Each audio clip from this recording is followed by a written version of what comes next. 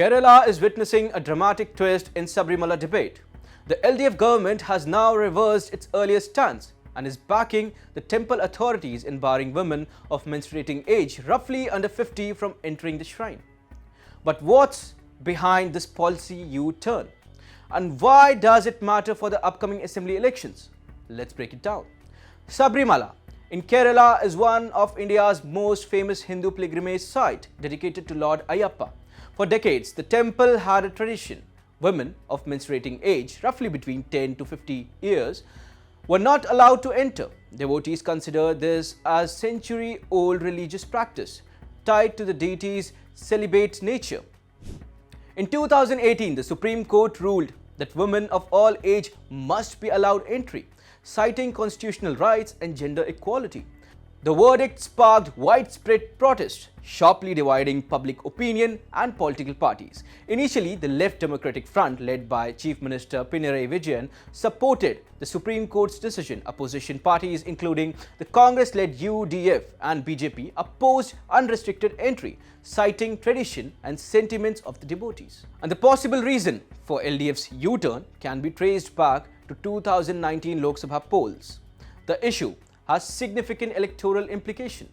In the 2019 Lok Sabha elections, the LDF suffered a major setback in Kerala, losing 19 out of 20 seats. Analysts point to the Sabarimala verdict as a key factor, as it alienated traditional Hindu voters who felt their beliefs were being ignored. Now, ahead of the assembly elections, the LDF has convened a special cabinet meeting and decided to fully back the Travancore Devaswom Board's resolution to preserve age-old customs. Women under 50 will be barred from entering the temple, and the government will file an affidavit to this effect the Supreme Court's deadline. CPIM leader emphasized that this is not ideological flip-flop. State Secretary M.V. Govindan said the party is balancing faith with constitutional rights, consulting experts, and responding to Apex Court's 7 queries, which focus on broader legal issues, not just women entry. The move also echoes the Travancore Devaswom Board's position. The board clarified that it never officially supported young women entering the temple, and it sees safeguarding tradition as its core responsibility. But the opposition argues that the LDF's shift is politically motivated, highlighting the many demonstrators who faced legal action for protesting the 2018 verdict. BJP leaders are now demanding that the case against these protesters must be withdrawn in light of government's new policy. See, they are trying to create an impression that they are taking a U-turn. In fact, they are trying to fool the people by not taking a stand and giving an impression that they are changing their stand. They have not very clearly, in concrete terms, they have not changed their stand. They are saying that we are not against or we are for.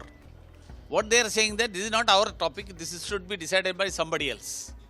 So after Pinarayi Vijayan government came to power, again Supreme Court asked the comment on the entry of young women in Sabarimala. At that time, they changed Women Chandi government affidavit, and again whatever Achyutanandan government gave the affidavit, same affidavit, that means young women can enter Sabarimala. So that issue was burning entire Kerala.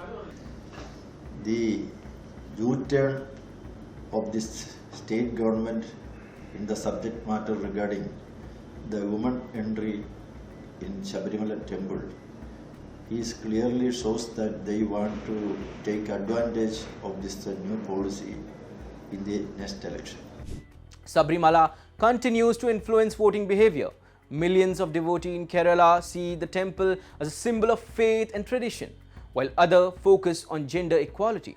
Political parties are carefully navigating this balance to avoid alienating traditionalists while appealing to progressive voters. In short, Sabarimala is more than a religious site. It's a political flashpoint now. From past Lok Sabha setbacks to upcoming assembly elections, faith, law, and politics remains deeply intertwined in Kerala. With the Supreme Court review hearings scheduled and elections looming, the temple's tradition and the voters' sentiment could once again shape the state's political landscape.